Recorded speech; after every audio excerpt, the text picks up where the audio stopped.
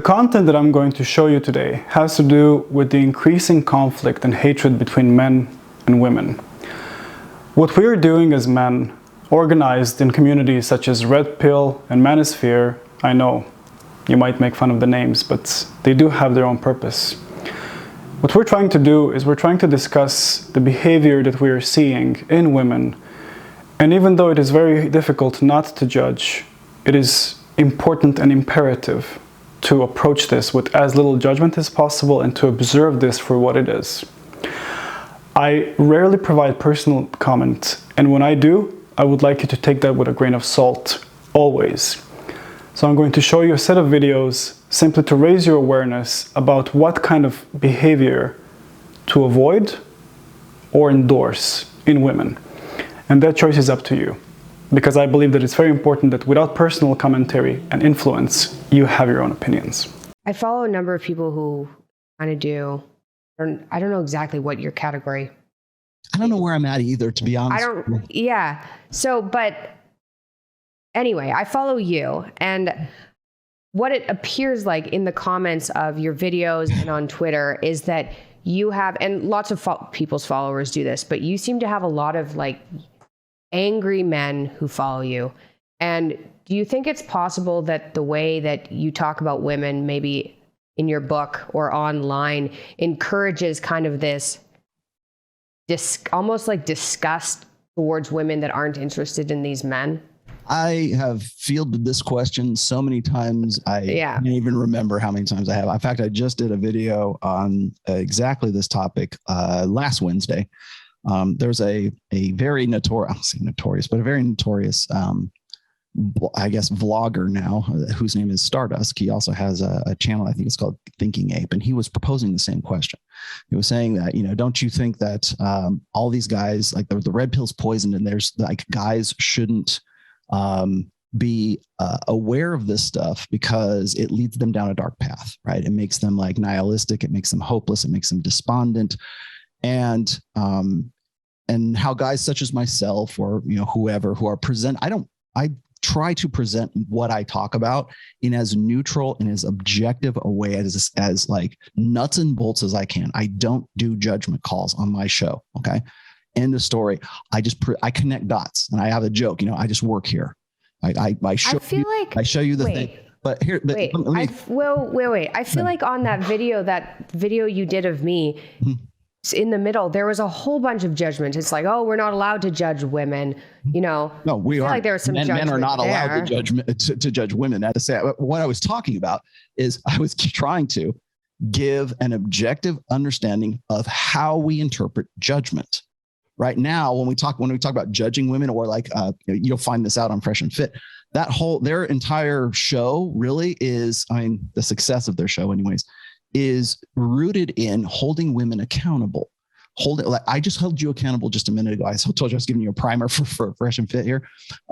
That's when that is presented to women, like the data that I just told you about, like I told you about the Morgan Stanley thing. I told you about, statistically speaking, at 29 years old with a child, the odds of you finding a guy that is going to be, a good match for you at that point, like there's numbers, there's data sets for this. I can't really give it to you here because we're doing Zoom, but I can give you the data sets. And what happens is when you start using rational language in an emotional argument, there's a real disconnect there, because that's where judgment comes in. We hear this all the time. You will hear this in every damn Netflix series and every movie and everything that's been in popular culture, certainly for the last 20 years, which is it's what I call non-judgmentalism. It is, don't judge me, but, and that's how you start the conversation, right? Don't judge me, but blah, blah, blah, blah, blah. There's like an imperative as far as I'm concerned, is in a female primary gynocentric social order. There's an imperative to not be judged for your actions, to not be judged for the things that you've done, regardless of the consequences. However, we hold women to a different standard than we do for men when it comes to that judgment.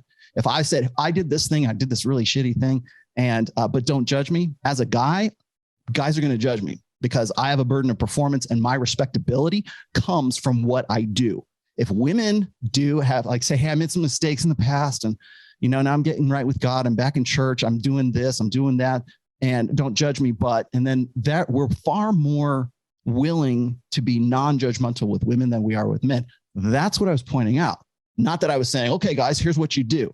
I'm known for not giving prescriptions. I don't have 12 rules for life. I'm not going to give you a step-by-step thing. But what I do give guys is I give them tools. I give them tools to use to improve their lives and to build something with it. So when again, this is something I say all the time, is I'm not in the business of making men better men. I'm in the business of men making themselves better men by giving them the tools and giving the rational understanding of their position in the game that they happen to be in. So what the problem with that, and you probably understand this as well, is guys are looking for a step-by-step. They're looking for a formula. They're looking for something that's going to, like, okay, I finally found the secret. You want to know why this stuff is so marketable, or your dad's book is so marketable, both of them are so marketable, is because guys are looking for that step-by-step thing. That's why 12 rules sounds great. All I got to do is follow these and have a good life. Well, yeah, but you'll be a Jordan Peterson man. And I'm not looking to make Tomassi men. What I want to do is give guys this realistic, objective, like, information so they can make educated decisions about their lives, to give them tools to build a better life in where they're at. Now, are guys like ready for this? Most guys aren't. And I agreed with Stardust. Most guys are not ready to be woken up. They're not ready to sort of be unplugged from the matrix, as we call it. But it's not me that's going to wake up the most men. It's the internet. Right now, we have access to information. Again, remember what I was talking about, genetic lag. We have access to information in such a capacity now that in human history, we've never had this. Mm-hmm. In some cases, that's great, right? I can go and write a book, as Rollo Tomassi, and I can, publish it, through Amazon. I can do all these great things that I couldn't do before, but there's also downsides to it, like addiction to porn, addiction to social media. Or maybe you got guys who get really despondent and really nihilistic, even though I try to be as objective and, impartial, let's just say, in presenting this stuff. Well, some guys aren't ready for that because their state seems kind of hopeless where they're at. As you were saying before, you're a very smart girl, right? And what your IQ is, but certainly above average. Most guys, they're at average. I mean, what's the bell curve, right? You've got those guys right there. And a lot of those guys aren't going to say, oh, this is great. Now I know all this stuff. Now I'm red pill aware. Now I can build a better life for myself. They don't do that. They'll say, well, it's hopeless. I'm going to take myself out. I'm going to just be a hermit. I'm going to go monk mode, whatever their response to it is. That's why I say it's better to be in a position where you can sort of be a guide and help these guys sort of see what this information is and how they can use it to their own betterment. Most of these guys are discontent. And as I've said before, I believe that the human condition is discontent, and we can deal with that either constructively or destructively. So you're always going to be discontent. Why not build something better? Why not be more creative? Why not build, be the positive side of discontent is great, I think, because that discontent pushes you on to the next goal. Mm-hmm. Well, equally speaking, guys who aren't ready for that can go, oh, I'm just going to sedate myself with, porn and weed and, video games, which is the popular, concept that we say, oh, these guys need to man up and they're just not taking responsibility. That's the destructive discontent that I talk about.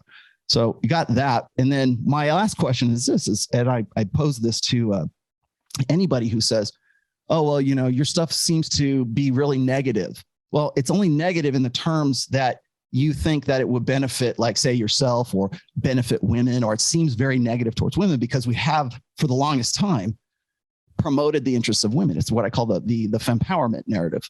We've given them Title IX. We've given them, no fault divorce. It's like if you look at from, say, like the advent of hormonal birth control, the sexual revolution, and you look at all this, put women in the workplace, and now we got, women who are professionals, who have babies, who, have got an education, and they can't find a man. That is a product, a result of what I call the fempowerment narrative. Is that for the better or for the worse? I've heard your dad say that we're still in the midst of this experiment. And that's where we're at. The experiment was, okay, here's hormonal birth control.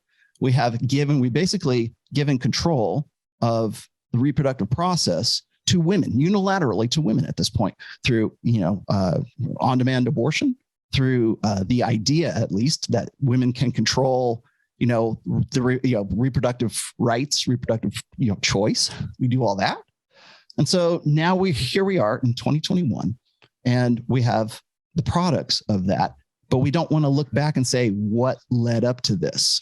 We don't want to look back at the history and say, how do we get those numbers? How do we get those spikes in, divorce? And how do we get the decline of marriage right now? Marriage is at its lowest ebb since they started keeping numbers back in 1890. And so why is that? Well, we want to say, well, it's men and they're not taking responsibility. No, it's a combination of all kinds of things that have cascaded to where we're at right now. So the basic question is this, and most people are going to have to answer this, whether they're red pill, whether they hear it from me or you or anybody else, is would you rather be happy or would you rather be right? Because you can stick your head in the sand. You can all say, you know what, I'm going to log off. I'm going to have a great day out on the slopes because it just snowed. I'm going to take my snowmobile out. I'm not going to think about jack shit. Okay, I can do that, but I'm still in the back of my head saying, okay, I got to do post. I got to do this. I got to stay on top. I got to stay plugged in. So I'm not ignorant of the information that could, affect my life or whatever. But when it comes to the fundamental question is, now that we have access to, let's just say, more accurate information. And again, that can be politically, religiously, personally, romantically, whatever. I have more access now in the 21st century than I ever did before. And now that I'm aware of this, it's like the tree that fell off the fruit that fell off the tree that Eve ate, right? I've got knowledge of good and evil all of a sudden. Well, now I've got that. What do I do with that information? How do I live better? And so that's the problem. I think that guys like Stardust, probably yourself, it seems like these guys get really negative, and they do, but they're going to have to deal with it. It's not me that's doing it and leading guys astray. They're going to get this information, whether I am here or I'm not. So to me anyways, it seems like it would be better to have a guide than to just sort of try to sort things out yourself. Okay. I guess, so I think I agree with most of what you just said, especially the fact that people need access to statistics and information properly.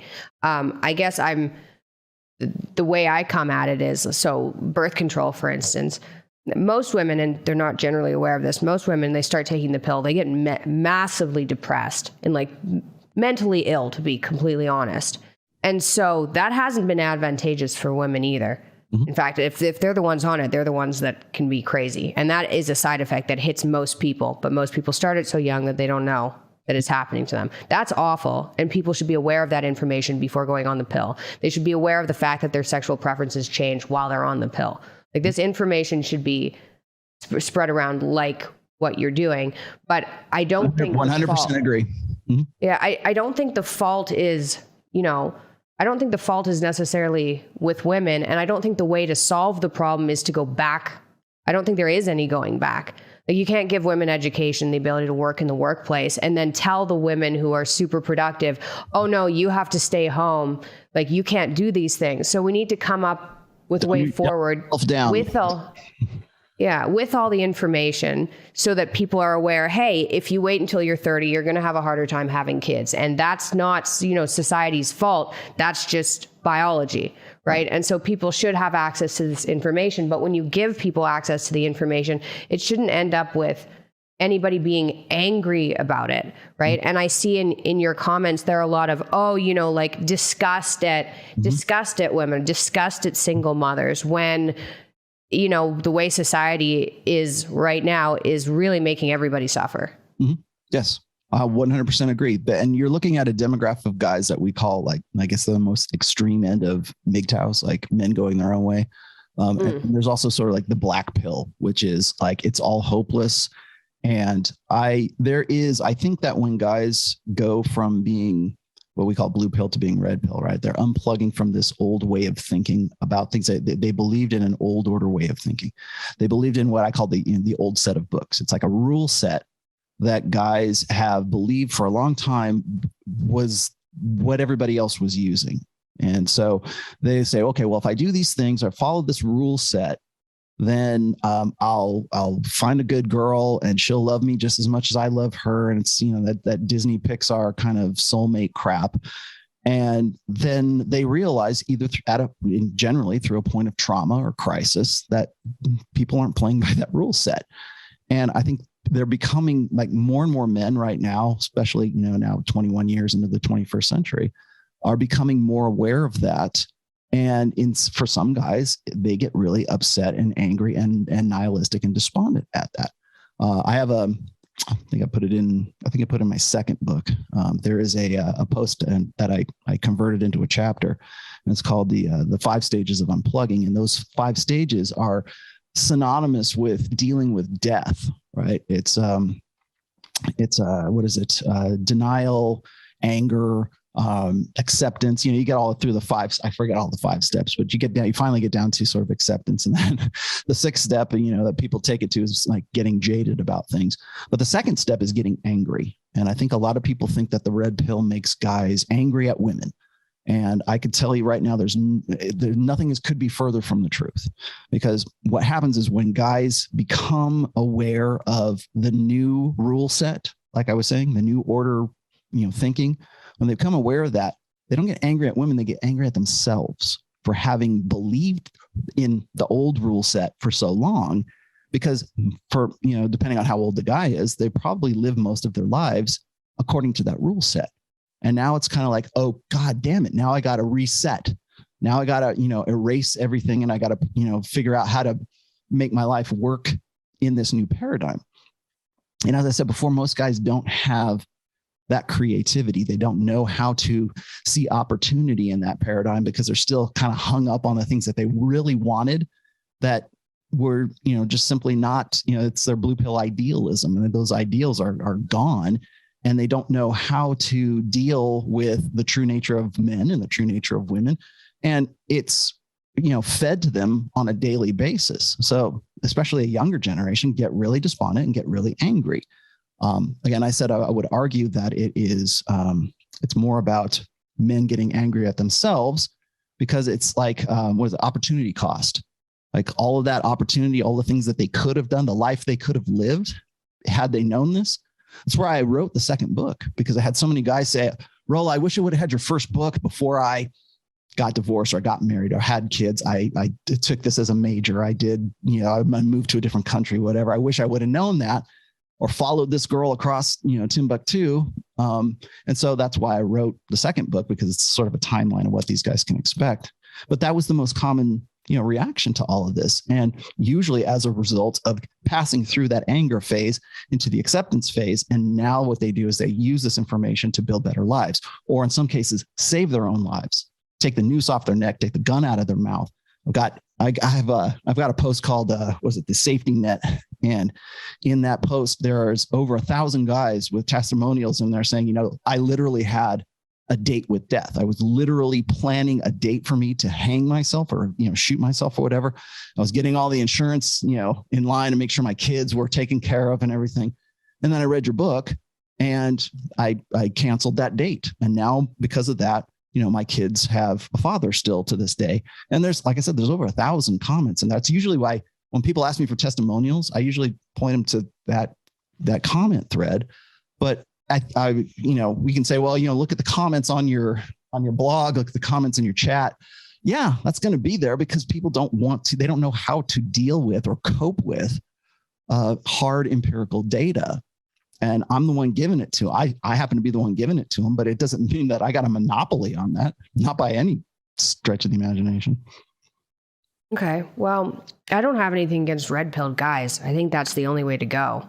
And it also, it makes men more attractive if they're aware of what's going on. So I'm all for that. It's the kind of resentment that can come along with it that I think just breeds into the problem. Well, I think we think of along with it sometimes, not for everybody, like you said, for a small percentage of people. Yeah. Well, again, and those are the ones who are going to leave a drive-by comment. They're the ones who are going to go, yeah, well, just, bitches ain't nothing but tricks and hoes, right? That'll be the comment just because they want to feel heard. You also notice, and because maybe you don't know this because you're not in my sphere, I guess, but whenever I see guys who sort of leave these like one hit comments or something, it's usually that same kind of mentality. It's guys who just, they don't even, I mean, literally I've done YouTube shorts. I'm sure you know what YouTube shorts are. Yeah. Like 59-second videos. And usually what I do is I clip them out of other videos because I think they're, they're pithy and whatever. I put them up. When I stopped doing those, by the way, but when I started doing those, I thought they were, be little bite-sized info bites for these guys. And what I was finding is that people who were commenting on those, and they, the viewership was fantastic on those. Mm-hmm. What I found was that you could clearly tell by the guy's comment that they didn't even watch a 59-second video. They just saw the title and they saw like maybe the first 2 or 3 comments and they're like, yeah, man, bitches ain't nothing but tricks and hoes. Bye. And they won't spend the time to watch a YouTube short, but they will spend the time, probably longer time, to type out a comment because they think that they know what I'm talking about by the thumbnail or the title of the video. They look at the first 3 comments and then they go and chime in as well. That's the mentality. It's what I call the TLDR generation. It's like this generation of men and women who have ADHD, at least because of social media. They don't stop to think about things. They don't take any time to watch even a 59-second video. They will just simply go and comment because they want to feel heard. They just want to have something that says, I'm frustrated and I'm going to put this on this, this stupid short that I didn't watch. It's like, it took you like 59 seconds. You would probably save yourself from embarrassment or getting, self-ownage, right? Had you even watched that, but guys don't care because they just type it in and they're on to the next one because that they want to feel like somebody out there in the, the internet verse, actually gives a shit about what they say. So in your book or in any of your books, do you give people tools about how to move forward once they're aware of how hard life is? I think that's all I give them is tools, pretty much. How they interpret that is different. I don't say, here's how you do these things. I don't do prescriptions. I don't say, here's the one size fits all. Here's the rules. Like people love this because I have in my first book, I've got the 9 Iron Rules of Tomassi. And that's what most of my critics and the people who love me to death fixate on because they think of them as being sort of like a step-by-step guide or some sort of like, here's it's like the 10 Commandments, right? And I'm thinking backwards, I probably wouldn't have named them the 9 Iron Rules of Tomassi now had I had to do it all over again. But though I thought they were, sort of universal kind of things for guys to think about. But then I get in trouble for them because, again, people only, if they know of those 9 Iron Rules, they tend to always misinterpret them, or they interpret them in such a way that they can straw man me and say, oh, this is what he really meant. I don't have a guide to the universe, right? And I think anybody who's claiming that they do is selling you something. Now, I am an author now, and so do I sell books? Yes, I do. However, I also sell information. And how guys take that information and use that to their own benefit is really kind of up to the individual. The reason why I back off from prescriptions is because I don't presume to say that everything that's worked out for me will also work out for you. I can't tell somebody, like I'm 53 years old.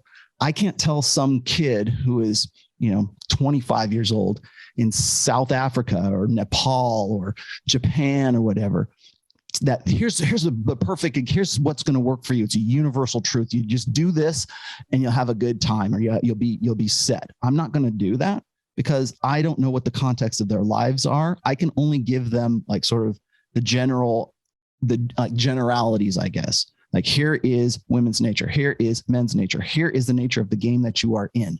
Here's things to look for. Here's things to expect. How you use that data is really up to the individual. As I said before, I'm not looking to create Tomassi men. I want them to make their own. In fact, I say this all the time. Show me your work. Show me what you built. Show me how you went from being like single and sexless to having a girlfriend. Show me like how you've developed your business. Show me how you have taken this data and used it to your own benefit. Because I'm not giving out like success programs. I'm not a success porn hustler.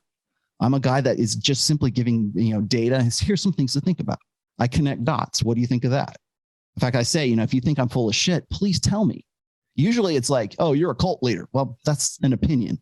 What I want to know is, why do you disagree with this point that I made in the book? Why do you disagree with what I'm saying right here on this particular tenet? Okay, because then we can have a conversation. Then we can actually sort of suss that out and say, well, maybe here's something I thought about and maybe you didn't think about. But we don't do that in this generation, because quick hit template lists of ways to go from hero to zero, that sells. That's why, like, people keep saying, well, you're so under monetized, Rollo. I'm just now talking to you, Mikhaila. I'm just now getting into like working with Robert Kiyosaki. I'm just now, people are starting to take notice. I've been doing this for 20 freaking years, but people don't, they'll quote me, or they'll use terminology that they've heard from my book or something I said at some point that somebody else, third party might have said, but they don't realize where it came from. And the reason for that is because I don't sell prescriptions. If I was like Tony Robbins and said, hey guys, let's all, feel better about ourselves and put ourselves first, that sells tickets to, sell out arenas. But what doesn't is hard empirical data. Again, would you rather be happy or would you rather be right? If I'm looking at like people who are selling prescriptions and how do I go forward? How do I make a better, life for myself? I don't think anybody can answer that except for the individual, except for that person. How are you going to use this data for your own benefit? So that's why I'm not doing, Tony, I could very easily go do Tony Robbins seminars. I could very easily go and, do a world tour and say, here's the prescription for a better life. But I'm not going to do that because I think it's up to the individual to sort of cater that to their own lives. I think that's exactly what my dad's doing on his tour. Mm-hmm. It's up to the individual. Here are some tools, as in tell the truth, don't get resentful. Mm-hmm. But I think that maybe might be an overlap with what you're saying. Well, I mean, and then sometimes I've said this before. It's like the red pill doesn't exist so that men will hate women. It exists so men won't hate women for what they can never be to them, and to reassess what they were thinking, what their presumptions were in the past. Sometimes that's difficult. Sometimes that's hard. Sometimes there's resentment. Sometimes guys get nihilistic because they think that it's hopeless. Well, I can never be like Andrew Tate. I can never be a kickboxer. I could never look like that. I don't have a Lamborghini. I could never be that. And that's been really my sort of mission, I guess, for the last couple of years, is to make the red pill more relatable to everybody, not just guys, driving a McLaren in Miami, but like guys who are working on a tractor in Oklahoma need this just as much as anybody else. And so I'm trying to make, really what I'm trying to do anyways, is make this data available to the everyman, to so it's relatable.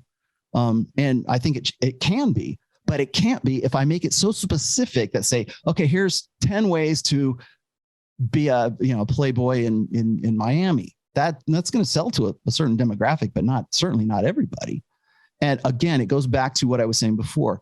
The TLDR generation. Too long, didn't read. I don't know if you know what TLDR means, but it's this. We have such short attention spans right now. Like I said, people won't even watch a 59-second video. Mm-hmm. So that's the mentality that I have to deal with as a guy who's sort of like brokering information, I guess. So for me, like, I can understand, why guys want those easy answers. They want a prescription because they go, okay, so here's the solution. I want a better life. How do I get a better life? Right. And then they get like, oh, here's 10 rules for me to be, okay, I'm going to follow these rules. And they get down to the 10th rule and they go, okay, or whether or not they even get to the 10th rule is kind of like in question, because after they get to like rule number 3, they're like, throw this away and find something else because the attention span's not there. It's TLDR. So does it actually do something? Well, maybe it did, maybe it didn't. Maybe it improves their lives. Maybe it didn't. You're going to hear the success stories, but what you're not going to hear is the guys who just read the first three rules and threw it out the window, or like, self-help books, or, that's the number one, by the way, that's the number one genre of books for psychology is self-help. And but why is that bad? I'm saying it's bad. It's the desire to want to improve your life. It's not bad. That's how you're going about it. Some people do it through religion. Some people do it through psychology. Some people just do it through like perseverance and like a Jocko Willink, right? I mean, just get up at 4:30 in the morning and go to get in the squat rack, which I think is probably a pretty good idea.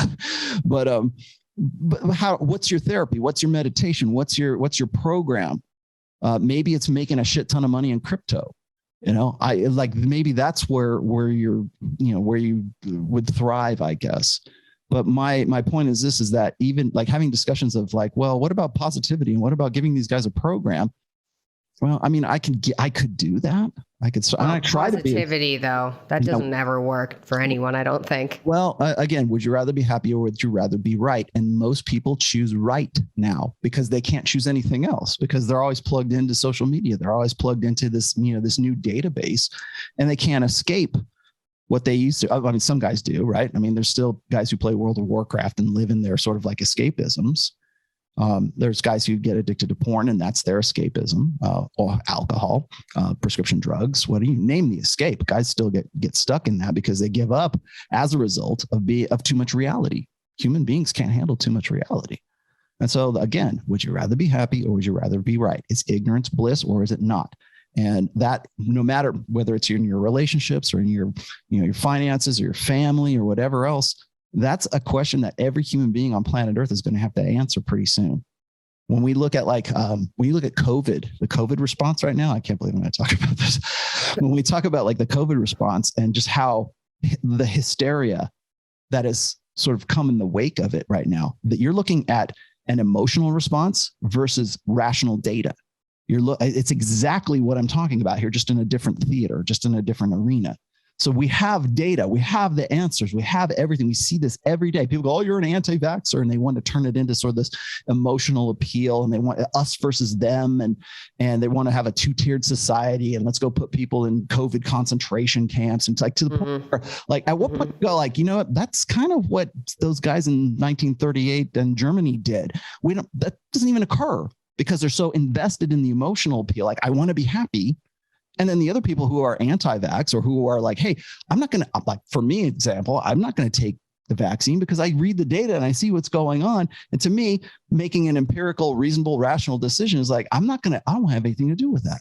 It looks to me like it's a, genetically modified or a genetically engineered vaccine for a genetically engineered virus. So when I look at that and I see the data and I know what, a rudimentary understanding of like what CRISPR is, I look at that and I go, no, not going to do it. Don't care. And it's not a religious reason. And I don't want any religious exemption.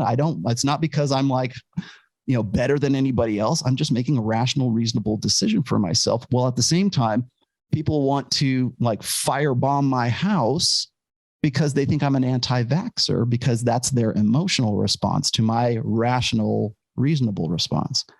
And that's just one arena. Now put that into politics, put that into religion, put that into your personal relationships when you're trying to reproduce and, have a good life with a wife and a kid. So you're going to have to answer that fundamental question. Would you rather be right or would you rather be happy? And right now, I think we're getting to the point where nobody can be happy because we have such access to data that it preoccupies us all the time with our very short attention spans. Yes, I agree. Now take a moment. If this has been very emotionally draining for you, if this has been difficult to engage with, if this was triggering, would be the normal term, the contemporary term for this. Take a moment. Don't rush for that drink or that food or that snack. Just take in what you just saw. And without any commentary of my own, observe the responses within you, and on your own, learn how you interact and respond to this. Is this true? Does this resonate with you? Does it not? And let me know in the comments. I will look forward to your answer. Please like and subscribe so that I can give you more, and I will create more quality content as I progress and learn how to do a better job, with your support and feedback, of course. Thank you. Have a good one.